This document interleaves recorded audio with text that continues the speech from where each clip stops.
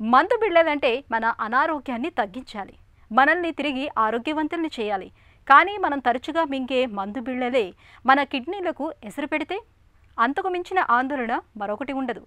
ఇవాళ మనం తరచుగా తీసుకునే యాంటీబయోటిక్స్, పెయిన్ కిల్లర్లు, బీపీ మందులు, షుగర్ మందులు, చివరికి యాంటాసిడ్ బిళ్ళలు, ఇవన్నీ ఎంతో కొంత మోతాదులో మన కిడ్నీలకు ముప్పుగా పరిణమిస్తున్నాయని హెచ్చరిస్తున్నారు డాక్టర్లు.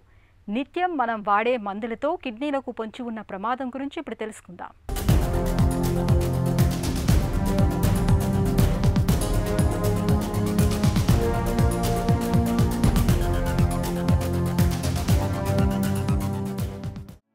మన దేశంలో సుమారు 20 లక్షల మంది కిడ్నీ సంబంధిత వ్యాధులతో బాధపడుతున్నట్లు అంచనా.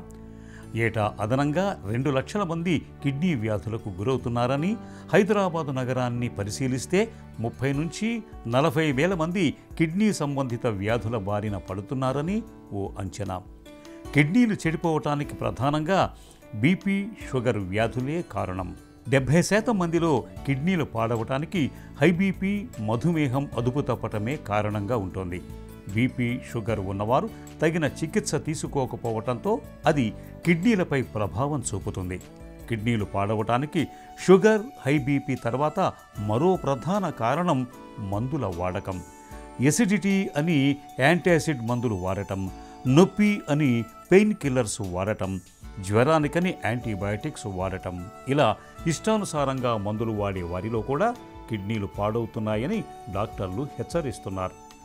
జలుబు చేసినా, దగ్గు వచ్చినా, జ్వరం వచ్చినా, ఇలా ఏ సమస్య కనిపించినా వెంటనే దగ్గరలో ఉన్న మెడికల్ షాపుకెళ్ళి మందులు తెచ్చుకొని వాడటం అన్నది ఈ మధ్యకాలంలో పరిపాటిగా మారింది. విచ్చలవిడిగా వాడే యాంటీబయాటిక్ మందుల వల్ల కిడ్నీలకు ప్రమాదం పొంచి ఉందని వైద్యులు సైతం ఆందోళన వ్యక్తం చేస్తున్నారు.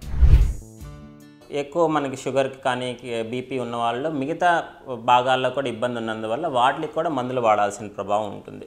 సో మనకి నచ్చినా నచ్చకపోయినా ఎక్కువ మందుల వాడకం అనేది అవసరమైన పరిస్థితి.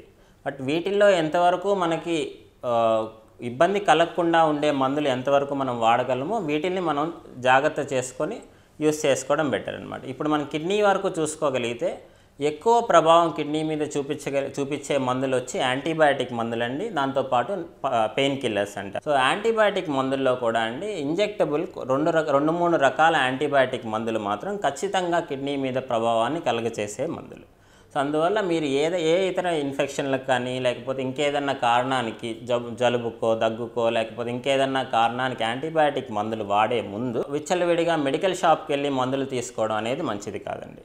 సో డాక్టర్ సలహా మేరకు మందులు తీసుకోవడం అవసరం, అది కూడా తగిన మోతాదులో ఆ జబ్బుకు తగ్గట్టుగా డోసేజ్ ప్రకారం వాడటం ఇంపార్టెంట్. ఎక్కువ కాలం వాడడం లేదా మందుల యొక్క డ్యూరేషన్ని పెంచుకోవడం, ఎక్కువ కాలం వాడినందువల్ల కూడా కిడ్నీకి సంబంధించి ఇబ్బంది పెరిగే పాసిబిలిటీ ఉంటుందండి.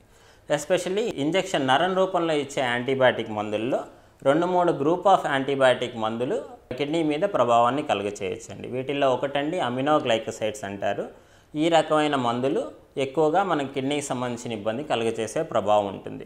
ఖచ్చితంగా మనకు ఆ ఇన్ఫెక్షన్ తాలూకా సమస్యకి ఈ యాంటీబయాటిక్ మందులే పనిచేస్తాయి, వేరే మందులు అనేటివి రెస్పాన్స్ రావట్లేదు, ఖచ్చితంగా ఇవి వాడాలన్న పరిస్థితిలో కూడా అప్పుడు మనం రిస్క్ తెలుసుకొని మందులు వాడాల్సిన అవసరం ఉంది. నొప్పి నివారణ మందులు, యాంటీబయాటిక్ మందులు, వాటిల్లో కూడా స్పెసిఫిక్ కొన్ని గ్రూప్ ఆఫ్ మందులు, వాటిలో అమినోగ్లైకోసైడ్స్ అంటారు. ఇటువంటి యాంటీబయాటిక్ మందుల వల్ల కిడ్నీ యొక్క ప్రభావం ఎక్కువగా కనిపిస్తుంది. ఇవి కాకుండా మనకి యాంటాసిడ్స్ అంటారు, మనకి గ్యాస్ తగ్గించడానికి మందులు అంటారు, ప్రోటాన్ పంప్ ఇన్హిబిటర్స్ వాటి యొక్క పేర్లు. ఇవి కూడా ఎక్కువ కాలం వాడినందువల్ల కిడ్నీ మీద ప్రభావం కలుగచేయచ్చని ఎక్కువ రీసెర్చ్ మెటీరియల్ రావడం జరిగింది. సో అందువల్ల వీలైనంత వరకు మన సమస్య తగ్గేంత వరకు మాత్రమే మందులు వాడడం మంచిదండి. ఎక్కువగా మనకి సమస్య తగ్గిపోయిన తర్వాత కూడా మందులు కంటిన్యూ చేయడం అనేది పోను లాంగ్ టర్మ్లో మన కిడ్నీకి సంబంధించిన ఇబ్బంది పెంచినట్టుగా అవుతుంది. ఇంకొక ప్రధానమైన అడ్వైస్ ఏంటంటే మనకి ఒళ్ళు నొప్పులు వచ్చినా లేకపోతే ఇంకేదన్నా కారణం వల్ల తలనొప్పికి మెడికల్ షాపుకి వెళ్ళి నొప్పుల మాత్రలు తీసుకోవడం మంచిది కాదు. ఏదైనా డాక్టర్ సలహా మేరకు ఆ యొక్క నొప్పి కారణం ఏంటి తెలుసుకొని దానికి సంబంధించిన మందులు వాడినందువల్ల ఎక్కువ కాలం వాడడాన్ని అవాయిడ్ చేయగలము. తర్వాత డోసేజ్ ఎంతవరకు అవసరమో అంతవరకు తీసుకునే దానికి ప్రయత్నం చేయొచ్చు. వీటితో కిడ్నీ మీద ప్రభావాన్ని వీలైనంత వరకు తగ్గించినట్టుగా చూడొచ్చు. గడిచిన 5 ఏళ్లలో తెలుగు రాష్ట్రాల్లో సుమారు 71% యాంటీబయాటిక్స్ మందుల వినియోగం పెరిగినట్టు తేలింది. రాష్ట్రంలో పెరుగుతున్న కిడ్నీ వ్యాధుల బాధితులకు మధుమేహం ఒక కారణమైతే రెండో కారణం యాంటీబయాటిక్స్ మందులేనని వైద్యులు చెబుతున్నారు. ఇక కాలు నొప్పి, కడుపు నొప్పి, తలనొప్పి ఇలా ఏ నొప్పి అనిపించినా వెంటనే ఓ పెయిన్ కిల్లర్ తెచ్చుకుని వాడేయటం అన్నది అందరికీ అలవాటుగా మారింది. ఈ మందుల వల్ల నొప్పి నుండి హాయి లభించే మాట నిజమే గాని వాటి నుండి హాని కూడా ఎక్కువే. ముఖ్యంగా నొప్పి మందుల వల్ల కిడ్నీలకు తీరని హాని కలుగుతుంది. ముఖ్యంగా మెడికల్ షాపుకి వెళ్ళి ప్రిస్క్రిప్షన్ లేకుండా మందులు తీసుకోవడం అనేది మంచి పద్ధతి కాదు. వీటిల్లో ఎస్పెషల్లీ మనకి కిడ్నీకి సంబంధించి ఇబ్బంది ఎక్కువ మంది పేషెంట్స్లో నొప్పుల మాత్రలు వాడి ఎక్కువ కాలం వాడినందువల్ల 2 కిడ్నీలు పనిచేయకుండా డయాలసిస్ చేసే స్టేజ్ కూడా చూసిన సందర్భాలు ఉన్నాయి. సో అటువంటి పరిస్థితి రాకుండా తొలి దశలోనే నొప్పులు వచ్చినప్పుడు మెడికల్ షాప్కి వెళ్లకుండా డాక్టర్ గారిని కలిసి డాక్టర్ సలహా మేరకు మందులు వాడడం మంచిది. సో బీపీ మందులు లేదా షుగర్ మందుల వల్ల 1-2 మందులు కాకుండా మిగతా వాటి వల్ల డైరెక్ట్గా మనకి కిడ్నీకి సంబంధించిన ఇబ్బంది కలుగచేసే మందులు అనేవి చాలా వరకు తక్కువనే చెప్పాలి. కొన్ని రకాల మందుల వాడకం వల్ల షుగర్ ఎస్పెషల్లీ ఉన్న వాళ్ళల్లో షుగర్ తగ్గే పాసిబిలిటీ ఎక్కువ. షుగర్ హైపోగ్లైసిమియా అంటారు. ఆ షుగర్ లెవెల్ బాగా తగ్గే పాసిబిలిటీ ఎక్కువ ఉన్నందువల్ల అటువంటి మందుల వాడకాన్ని తగ్గించడాన్ని డాక్టర్ సలహా ఇస్తారండి. ఒక అపోహ ఏంటంటే షుగర్ మందులు కానీ బీపీ మందులు వాడినందువల్ల కిడ్నీ పనితీరు మీద ప్రభావం రావచ్చు అనేది ఒక అపోహ అండి. డైరెక్ట్గా మందుల మీద ప్రభావం అనేది ఉండదు.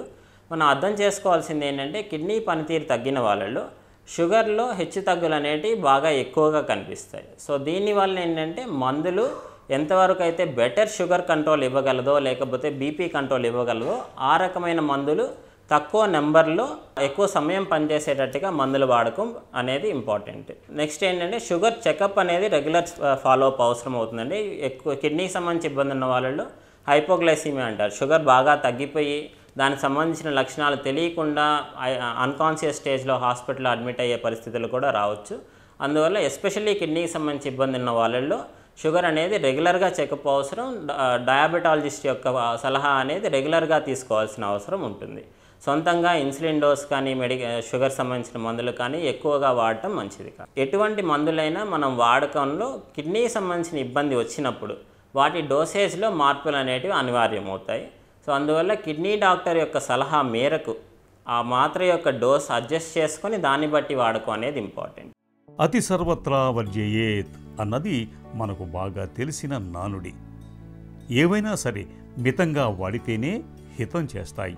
అవి మందులైనా సరే, జలుబు జ్వరాలు తగ్గించే యాంటీబయాటిక్స్ కావచ్చు, కాలు నొప్పి కడుపు నొప్పిని తగ్గించే పెయిన్ కిల్లర్స్ కావచ్చు, ఎసిడిటీకి వాడే యాంటాసిడ్ మందులు కావచ్చు, క్యాన్సర్లలో గుండెపోటులో వాడే మందులు కావచ్చు. ఇవన్నీ కూడా డాక్టర్ పర్యవేక్షణలో మాత్రమే వాడాలి. ఏమాత్రం ఈ మందుల వాడకం శృతి మించినా అవి కిడ్నీలపై పెను ప్రభావం చూపుతాయని మనందరం గుర్తుంచుకోవాలి.